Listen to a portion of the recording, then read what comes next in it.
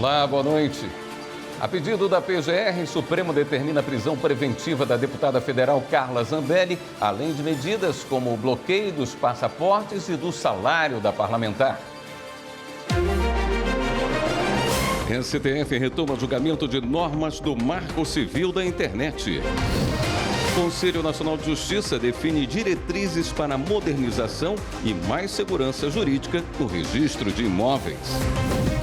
Em Sergipe, Polícia Federal cumpre mandados contra suspeitos de participação no esquema bilionário de fraude no INSS.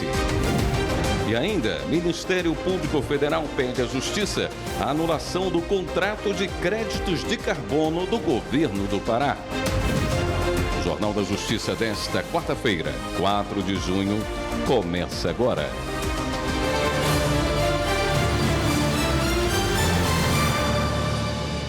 O ministro Alexandre de Moraes, do Supremo, determinou a prisão preventiva de Carla Zambelli e o acionamento da Interpol para a localização da deputada, além de outras medidas. Quem tem os detalhes dessa decisão é o repórter João Pedro Melo. O pedido foi feito pela Procuradoria-Geral da República e ocorreu após a deputada federal ter anunciado publicamente que deixou o Brasil e que não pretende retornar. Com isso, a PGR passou a considerar Zambelli como foragida. A parlamentar foi condenada em maio a 10 anos de prisão e perda do mandato pela primeira turma do Supremo por envolvimento em invasões ao sistema do Conselho Nacional de Justiça.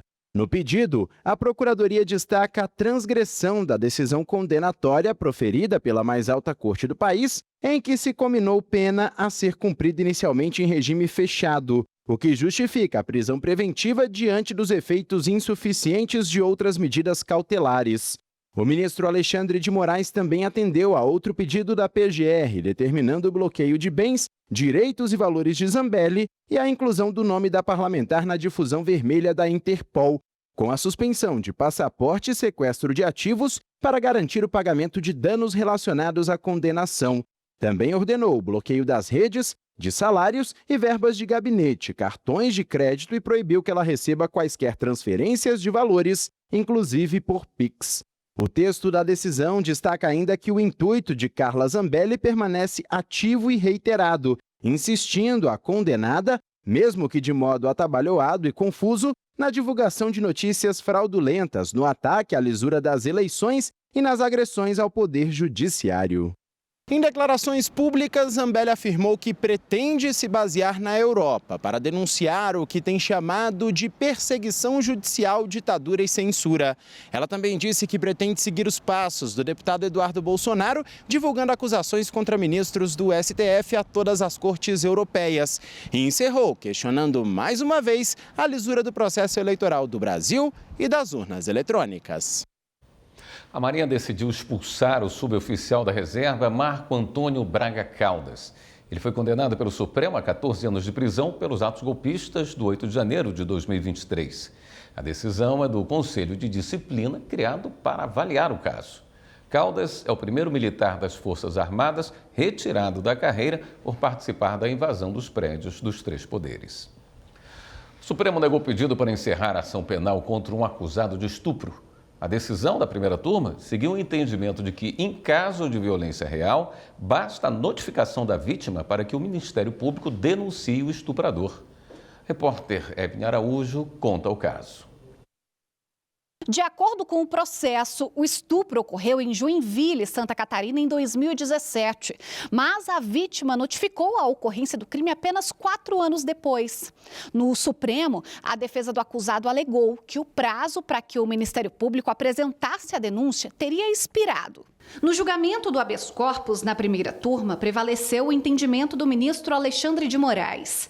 Ele ressaltou que o colegiado já decidiu que, havendo violência real, mesmo que não haja lesões corporais, a ação penal é pública e incondicionada, ou seja, não depende de queixa da vítima para tramitação e não está sujeita à perda de prazo. Se não houver violência, basta a representação, não é mais necessário a queixa-crime. Então, não houve nesse tempo todo nenhuma alteração em relação ao estupro praticado com violência. Houve alteração no estupro praticado com grave ameaça, que deixou de ser ação penal privada e passou a ser ação penal pública condicionada à representação. O ministro reforçou ainda que a alteração recente no Código Penal afeta apenas o estupro cometido com grave ameaça, para o qual não é mais necessário a queixa-crime, bastando a notificação do fato para permitir a atuação do Ministério Público. O voto foi acompanhado pela ministra Carmen Lúcia e pelo ministro Cristiano Zanin.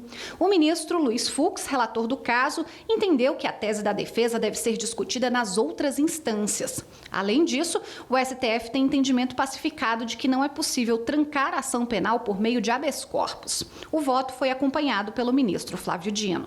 Na impertinência de nós aprofundarmos esse debate em sede de habeas corpus, suprimindo a necessária instrução processual.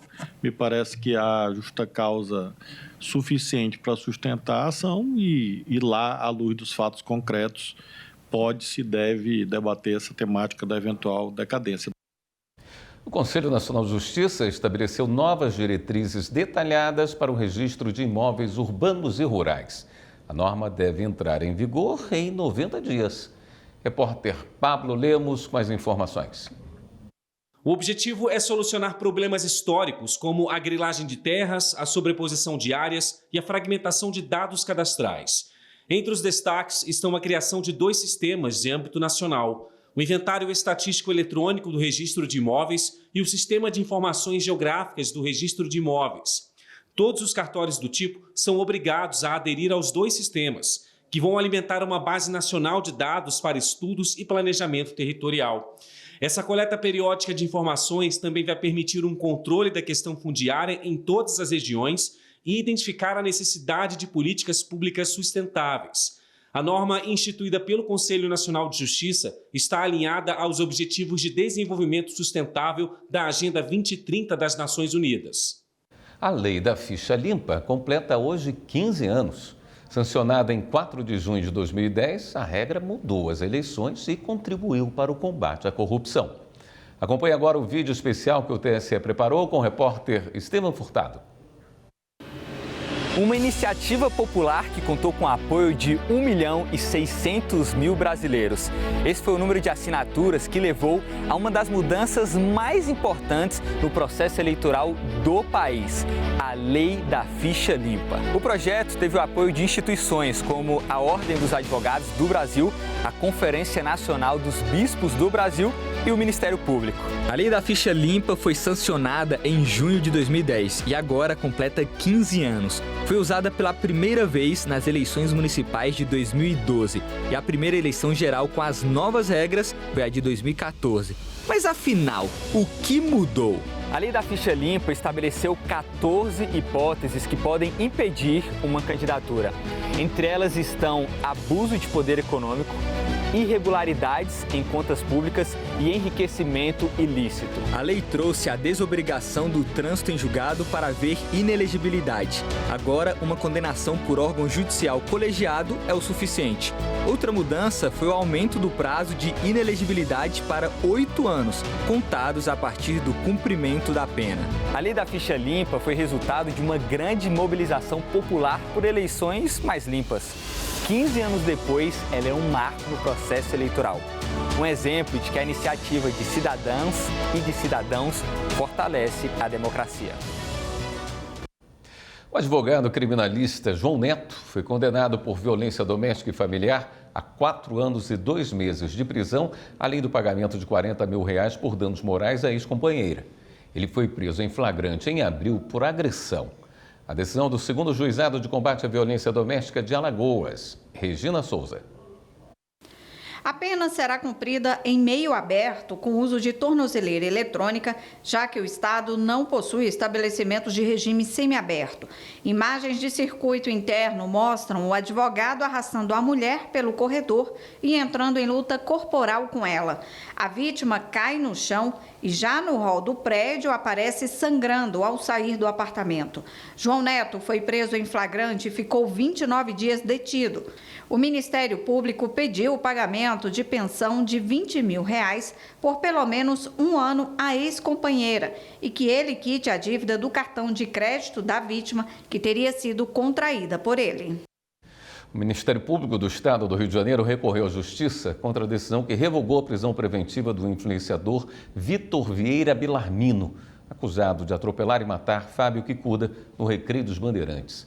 De acordo com a 2ª Promotoria de Justiça, a conduta do motorista indica grave risco à ordem pública.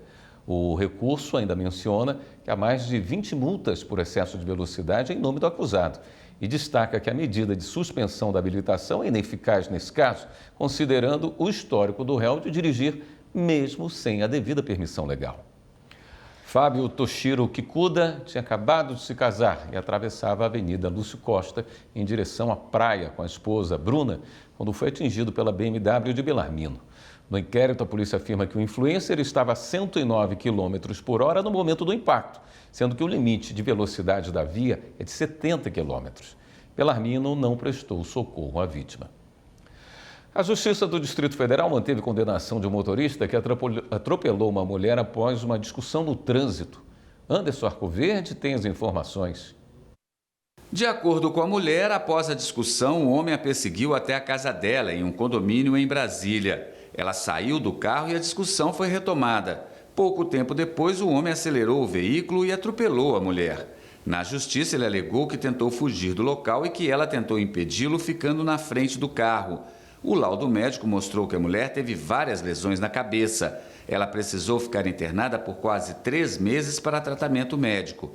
O homem foi condenado por tentativa de homicídio e a indenizar a vítima. Ao julgar o recurso, a Justiça afirmou que não cabe à esfera civil discutir questões relacionadas à condenação no âmbito penal e que a mulher comprovou que precisou gastar quase R$70 mil com despesas médicas. Além disso, o atropelamento deixou sequelas permanentes. A Justiça manteve a condenação ao pagamento de R$68 mil por danos materiais, R$50 mil por danos estéticos e R$50 mil por danos morais. A Justiça Eleitoral tornou inelegível o prefeito de Santa Rosa, no Rio Grande do Sul. A Polícia Federal cumpriu 2 mandados em ação que apura fraudes no INSS em Sergipe e fez uma operação no Ceará para combater irregularidades na Previdência Social com prejuízo de R$3,5 milhões. Vamos conferir.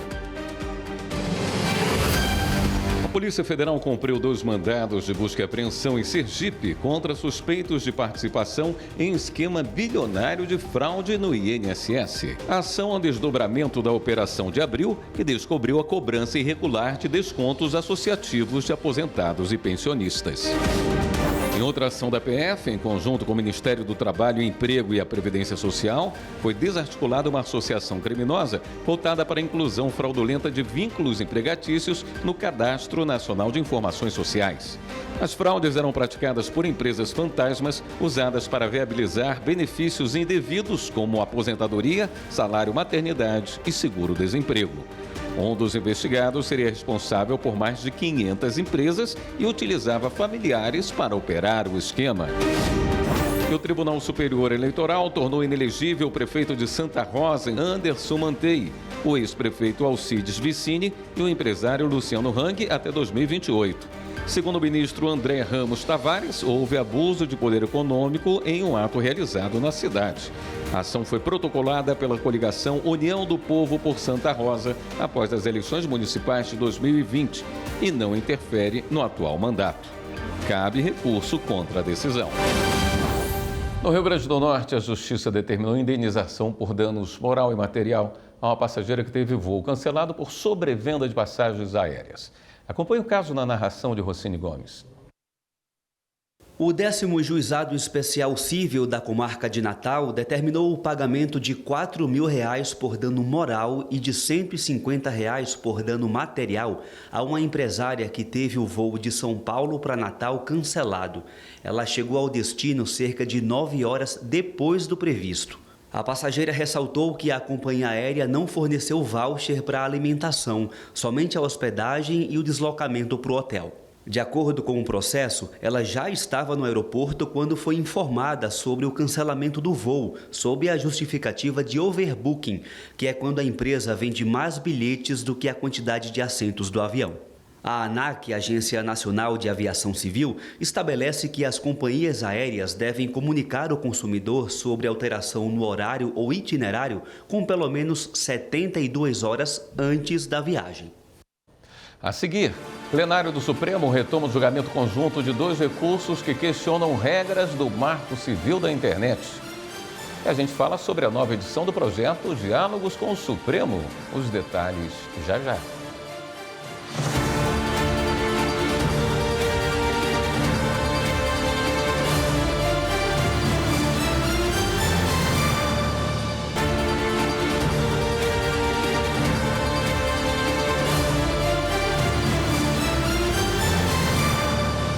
O plenário do STF retomou o julgamento conjunto de 2 recursos que questionam regras do Marco Civil da Internet. As ações discutem a responsabilidade civil das plataformas da internet por conteúdos de terceiros e a possibilidade de remoção de material ofensivo a pedido dos ofendidos sem a necessidade de ordem judicial. O foco da discussão é a responsabilidade das plataformas pelos conteúdos postados pelos usuários e a remoção deles. Os ministros analisam 2 recursos que tratam da validade do artigo 19 do Marco Civil da Internet, que está em vigor desde 2014. De acordo com o dispositivo, as redes sociais e plataformas digitais só são responsabilizadas por danos causados por conteúdos ofensivos publicados por usuários se elas se negarem a obedecer uma decisão judicial determinando a remoção do conteúdo. Até então, 3 ministros haviam votado. Os ministros Dias Toffoli e Luiz Fux, relatores dos recursos, se posicionaram pela derrubada do artigo 19 do Marco Civil. Para o ministro Dias Toffoli, o modelo atual dá imunidade às plataformas e é inconstitucional. Ele propõe que a responsabilização se baseie em outro dispositivo da lei, o artigo 21, que prevê a retirada do conteúdo mediante simples notificação. O ministro Fux propôs que as empresas sejam obrigadas a remover conteúdos ofensivos à honra ou à imagem e à privacidade que caracterizem crimes como injúria, calúnia e difamação assim que forem notificadas. E o material só poderá ser republicado com autorização judicial. O presidente, ministro Luiz Roberto Barroso, defendeu que a regra fosse declarada apenas parcialmente inconstitucional. Ele defende que se a plataforma for notificada de algo que represente crime, como a criação de um perfil falso, a retirada do conteúdo seja imediata. Para crimes contra a honra, defendeu a exigência de ordem judicial como proteção à liberdade de expressão. Para os demais casos, admitiu a remoção com base em notificação privada.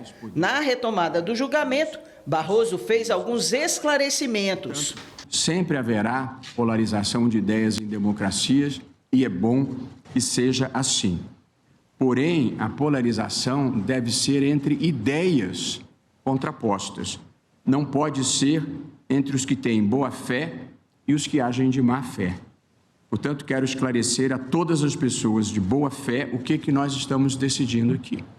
Num regime de separação de poderes, como é no Brasil, como é a democracia brasileira, é o legislativo que legisla, é o legislativo que cria as leis, que cria o direito positivo. O executivo aplica essas leis e presta os serviços públicos. E o judiciário aplica a lei contenciosamente, ou seja, aplica a lei para solucionar litígios que são trazidos pelas partes perante o poder judiciário. Pois é exatamente isso que nós estamos fazendo aqui.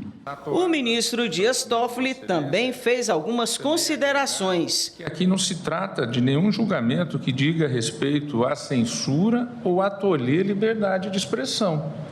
O que nós estamos aqui a discutir, no meu caso, é se o artigo 19, que estabelece que a responsabilização por dano só surge se houver um descumprimento de decisão judicial, é compatível com a Constituição ou não. Simples assim. Na sequência, o ministro André Mendonça iniciou o voto.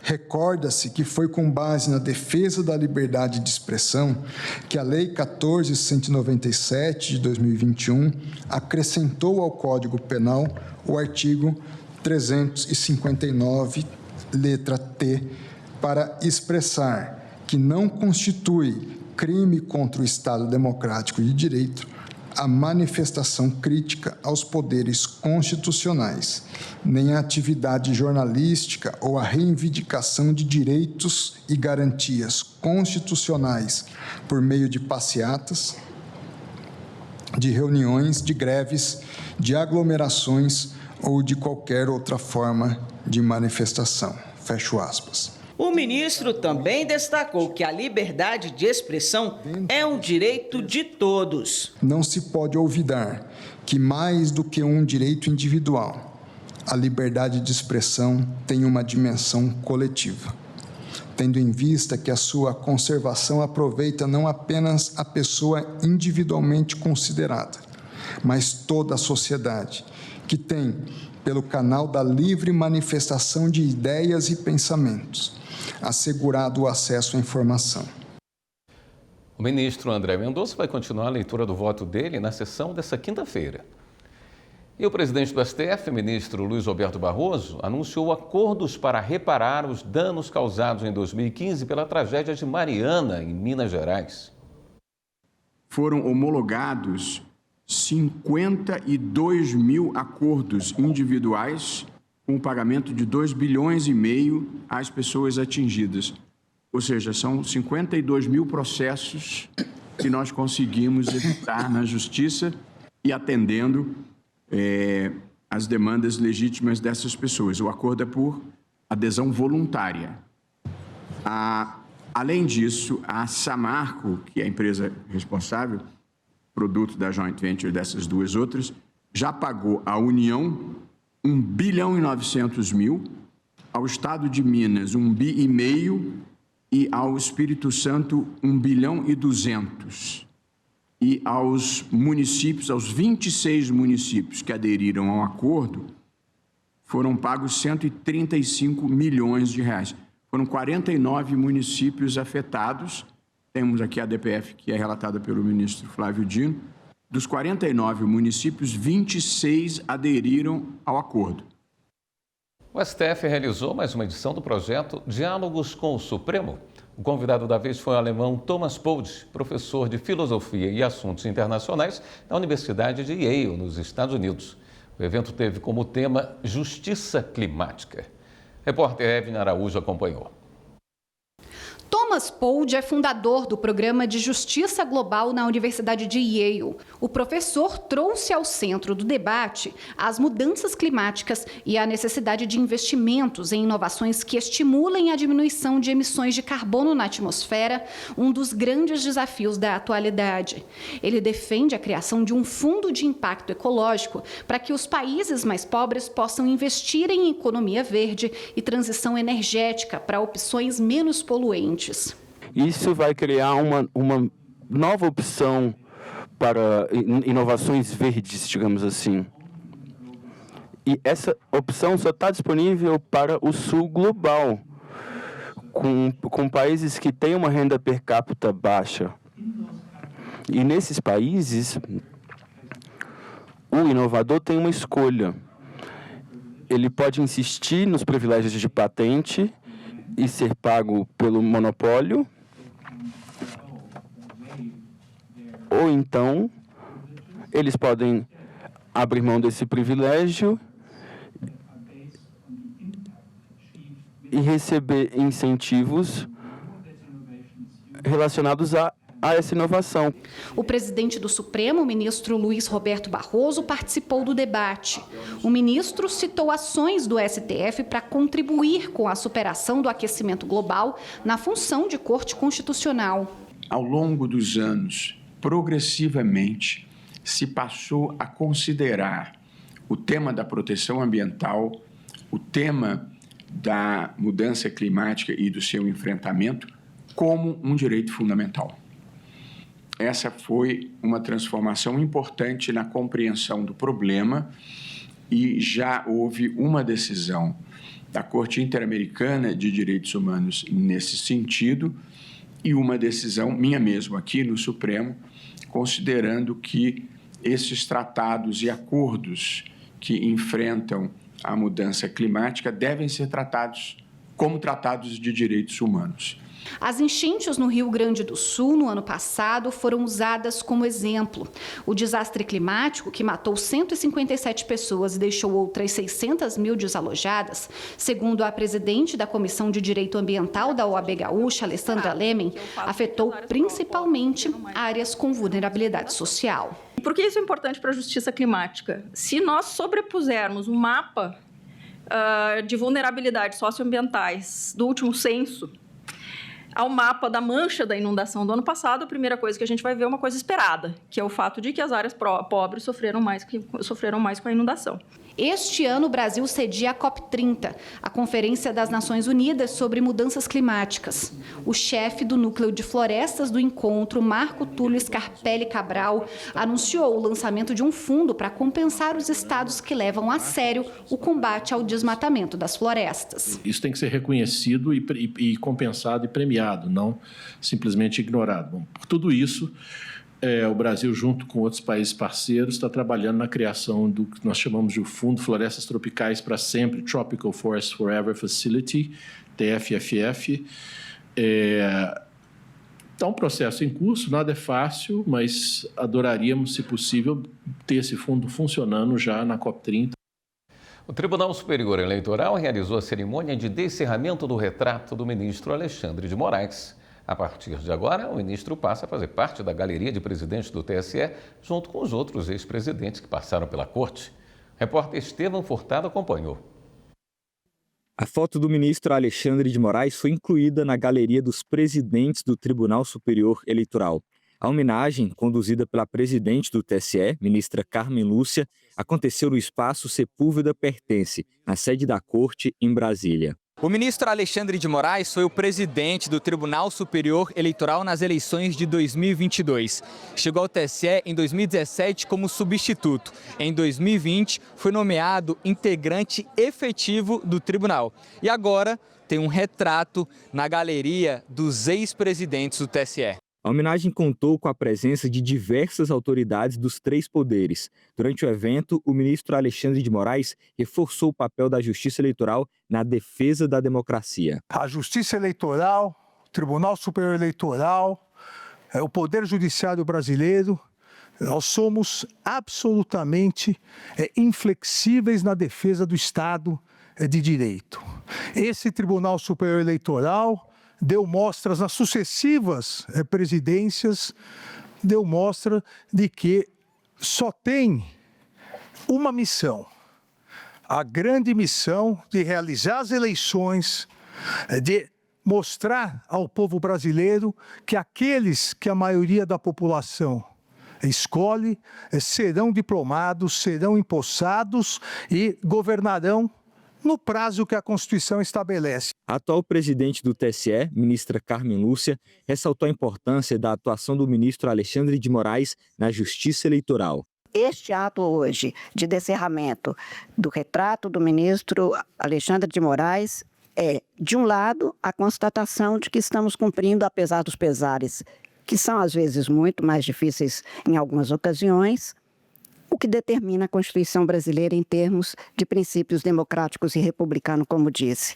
E, em segundo lugar, porque essas galerias têm o sentido de fazer com que a história não fique esquecida. O procurador da República, Júlio César de Castilhos Oliveira Costa, foi nomeado para o cargo de desembargador do TRF2, na vaga do MPF aberta com a aposentadoria da juíza Vera Lúcia Lima da Silva. A nomeação foi publicada no Diário Oficial da União. Júlio de Castilhos é o primeiro procurador em exercício no Espírito Santo a integrar o tribunal e o segundo desembargador negro da história da Corte, criada há 36 anos. Com quase 20 anos de atuação no Ministério Público Federal, ele foi o mais votado nas listas sextupla e tríplice. Atua em defesa dos direitos fundamentais e coordena a comissão ANPR Raça. A sexta turma do Tribunal Superior do Trabalho condenou 2 advogados ao pagamento de multa. Eles entraram com recursos no TST e usaram nos processos jurisprudências falsas. Um deles, inclusive, chegou a citar nomes de ministros da Corte para dar credibilidade à farsa. Mais informações com a repórter Renata Gorga. As jurisprudências fictícias foram usadas em 2 processos. O relator, ministro Fabrício Gonçalves, da sexta turma, informou que, em um deles, o advogado apresentou 2 supostas fundamentações. Uma da ministra Maria Helena Malman, da segunda turma, e outra do ministro Cláudio Brandão, da sétima turma, envolvendo rescisão indireta e horas extras.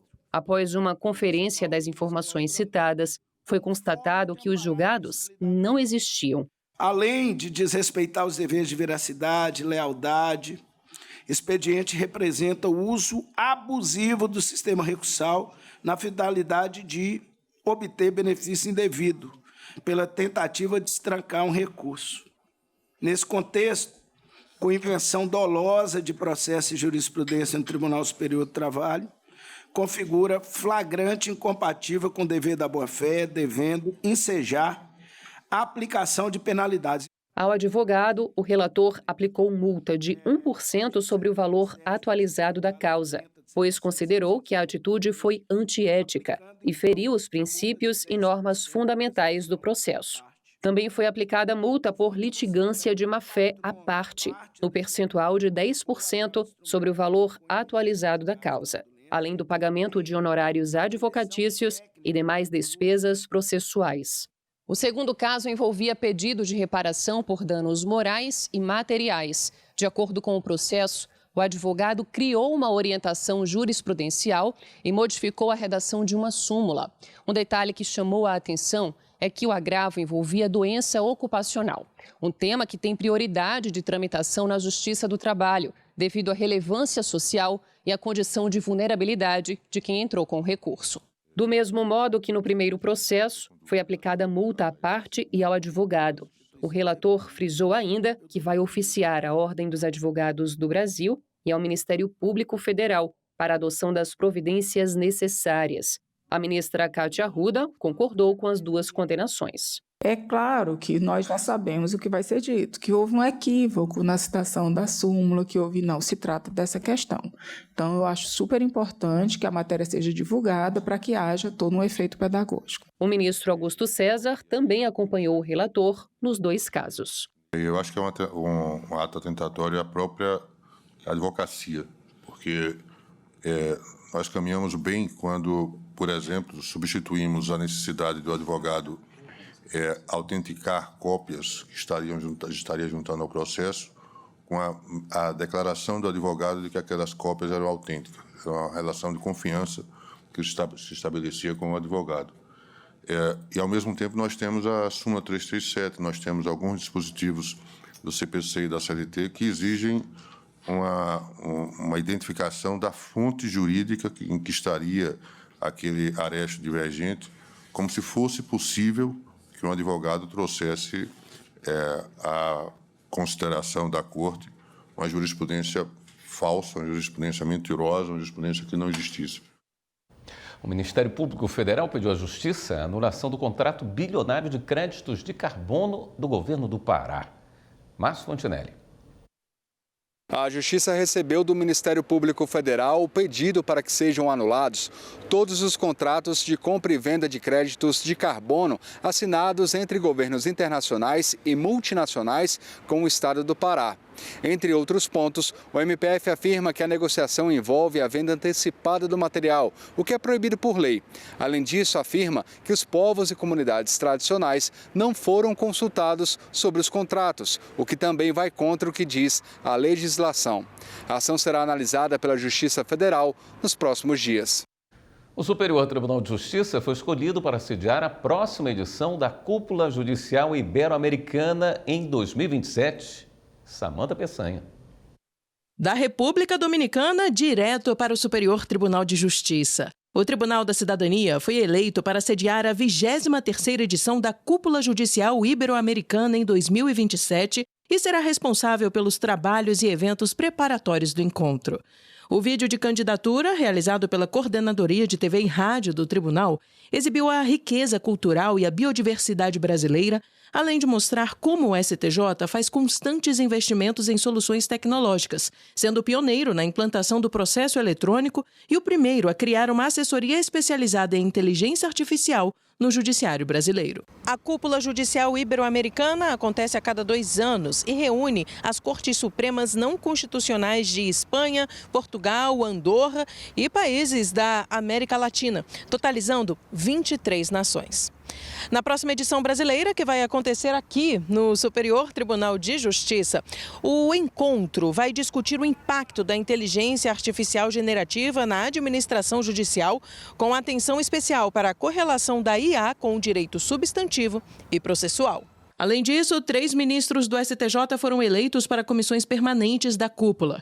A ministra Nancy Andrighi foi escolhida para a Comissão de Ética Judicial, o ministro Sebastião Reis Júnior para a Comissão de Qualidade para a Justiça e o ministro Paulo Sérgio Domingues para a Comissão de Justiça e Meio Ambiente. A Cumbre, como é conhecida, é um foro de diálogo, cooperação e intercâmbio de experiência para fortalecer o Estado democrático de direito por meio da melhoria da administração da justiça e de uma preocupação contínua com a excelência do serviço prestado pelos juízes à sociedade.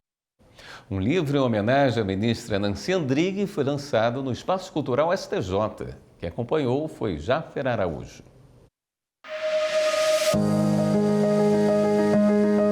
Uma coletânea de 39 capítulos escritos por juristas, pesquisadoras, magistradas, advogadas e lideranças femininas compõe o livro Construção de um Legado para a Igualdade de Direitos às Mulheres, em homenagem à ministra Fátima Nancy Andrighi. Na obra, as autoras refletem sobre os desafios, avanços e perspectivas na defesa dos direitos humanos no Brasil contemporâneo, na promoção da igualdade de gênero e da justiça social. O livro foi lançado no Espaço Cultural STJ, com a presença de ministros da Corte, autoridades, juristas e convidados.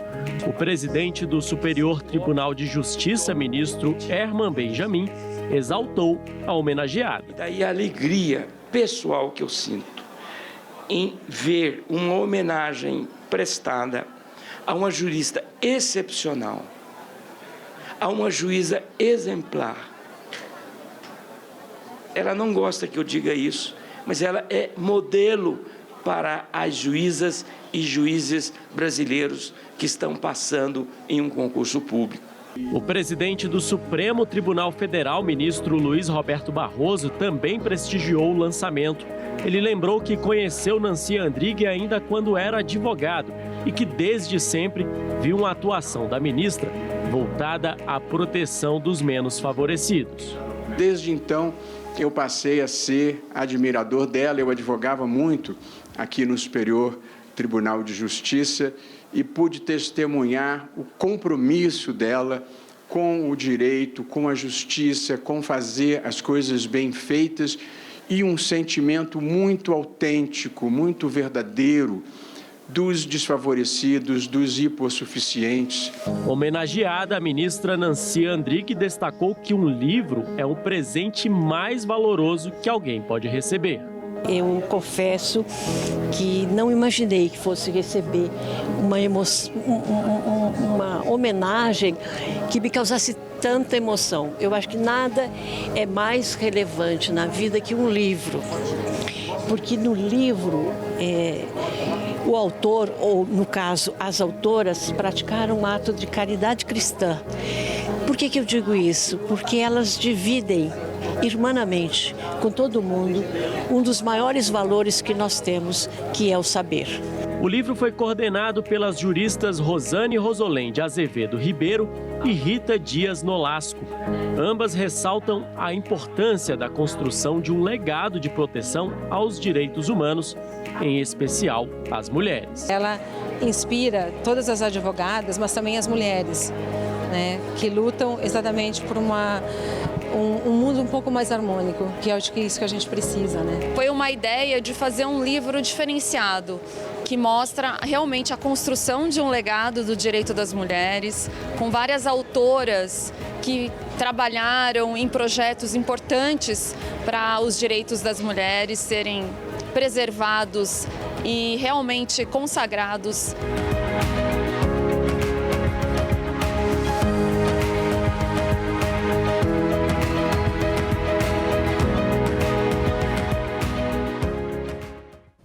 Esta edição do Jornal da Justiça fica por aqui. Uma boa noite para você, até amanhã.